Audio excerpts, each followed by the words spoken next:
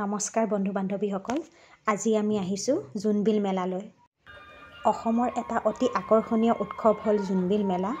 মৰিগাঁও জিলাৰ মধ্যৱৰ্তী অঞ্চলৰ জাগিৰোডৰ পৰা উত্তৰে 3 কিলোমিটাৰ দূৰত্বত অৱস্থিত এখন বিল আৰু এই বিলৰ পাৰত অনুষ্ঠিত হোৱা মেলাখনৰ নামেই হৈছে জোনবিল মেলা।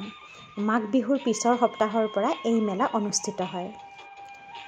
জোনবিল মেলাৰ আৰম্ভণি কোনে কেতিয়া কৰিছিল তাৰ সঠিক তথ্য পোৱা নাযায় যদিও তাহানিৰ গোভা ৰাজ্য প্ৰতিষ্ঠাৰ দিনৰে পৰা এই মেলাৰ আৰম্ভণি হোৱা বুলি ধৰা হয় আৰু এই গোভা ৰজাই হৈছে এই মেলাৰ জন্মদাতা।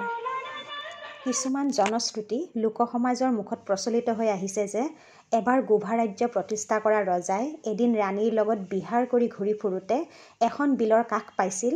বিলৰ ফটফটীয়া পানীৰ জোনৰ পোহৰ পৰি জিলিকি উঠিছিল। তাকে দেখি ৰজাই ৰাণীক কৈছিল, হে বে চনাই বিল সঙদ, অৰ্থাৎ এইখন জোনটোৰ দৰে বিল, আৰু ইয়াৰ পৰাই এই বিলখনৰ নাম জোনবিল হয়।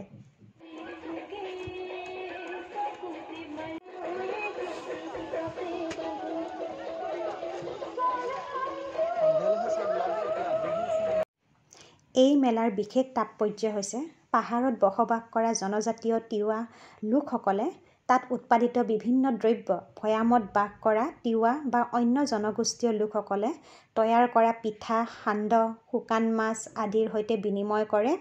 ইয়াত বিভিন্ন জাতি, বৰ্ণ, ভাষাৰ সকলো লোকে উৎপাদিত বস্তুবোৰ বিনিময় কৰে। সেইকাৰণে এই মেলা হৈছে সম্প্ৰীতিৰ মেলা।